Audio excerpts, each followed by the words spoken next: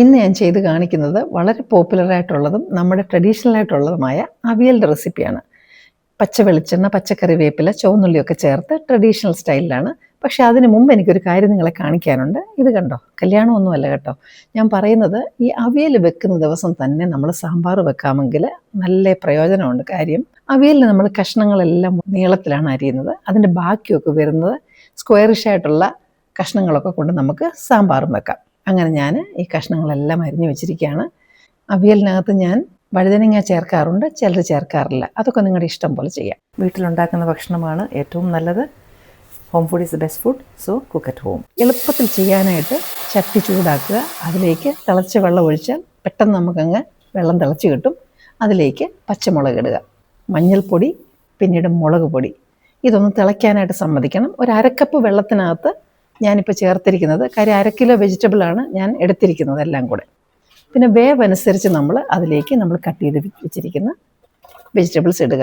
ചേന, കുമ്പളങ്ങ, കോവയ്ക്ക, പടവലങ്ങ, പിന്നീട് പയർ, ഉരുളക്കിഴങ്ങ്, അതല്പം വലുതായിട്ട് അരിയണം. പിന്നീട് തക്കാളിയും നീളത്തിലാണ് അരിഞ്ഞിരിക്കുന്നത്. ഇതെല്ലാം നമുക്കൊന്ന് ഒതുക്കി ആ ചട്ടിക്കകത്തൊന്ന് വെച്ചതിന് ശേഷം, കാര്യം അത് ഒരുപോലെ ആവിയിൽ വേകാനായിട്ടാണ്, അതെല്ലാം അടച്ചു വെച്ച് നമുക്കിത് പകുതി വേകുന്നിടം വരെ വെയിറ്റ് ചെയ്യണം. ആ സമയത്തേക്ക് അരപ്പിനായിട്ട് തേങ്ങ, പച്ചക്കറിവേപ്പില ഞാൻ പറഞ്ഞല്ലോ, അത് നല്ലപോലെ കുറച്ചിട്ടാൽ നല്ലതാണ്, നല്ല സ്മെല്ലുമാണ്, ഗുണമുള്ളതുമാണ്. പച്ചക്കറിവേപ്പില, അതിന് മുകളിലായിട്ട് വീണ്ടും തേങ്ങ ഇട്ടു. പിന്നീട് ജീരകം, ഉപ്പ്, ഇത്ര മാത്രം മതി. ഇതൊന്ന് ചതച്ച് പൊടിയായിട്ട് ഇങ്ങനെ എടുക്കുക. അതിനകത്ത് വെള്ളമൊന്നും ചേർക്കണ്ട. അപ്പോഴത്തേനും നമ്മുടെ വെജിറ്റബിളൊക്കെ ഇതാ ഇപ്പോൾ പകുതിക്ക് വെന്തിട്ടുണ്ട്.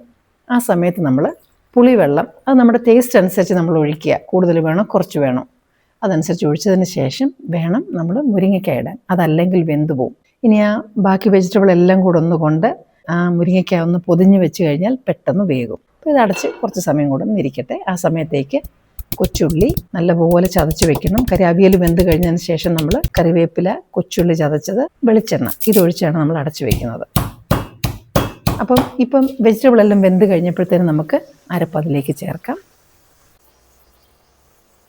അപ്പോൾ ഇനി അരപ്പിട്ട് ഇത് നന്നായിട്ട് ഇളക്കി, എല്ലാം വെള്ളം തുവർന്നിരിക്കണം. ഇൻഗ്രീഡിയൻസ് എല്ലാം ഞാൻ ലിസ്റ്റിൽ കൊടുത്തിട്ടുണ്ട്. ആദ്യമായിട്ടാണ് ഈ ചാനൽ കാണുന്നതെങ്കിൽ നിങ്ങൾ സബ്സ്ക്രൈബ് ചെയ്യാനും മറക്കരുത്. വാല്യുബിൾ ആയിട്ടുള്ള ഫീഡ്ബാക്ക് കമൻസ് ആയിട്ട് പോസ്റ്റ് ചെയ്യുക. ഒരുപാട് മഞ്ഞളും ഒന്നും കൂടി പോകാൻ പാടില്ല. കറക്റ്റ് കളറിൽ അവിയൽ വന്ന് ഇങ്ങനെ പെരണ്ടതുപോലെ ഇരിക്കണം. അത് കുഴഞ്ഞു പോകാനും പാടില്ല. ചുവന്നുള്ളിയും ആ പച്ചക്കറിവേപ്പിലയും കൂടി ഇടിച്ച് വെച്ചത് ചേർക്കാം. അതിനു പുറമെ നമുക്ക് പച്ച വെളിച്ചെണ്ണയും കൂടി ഒഴിച്ചു കൊടുത്ത് ഇതൊന്ന് അടച്ചു വയ്ക്കണം.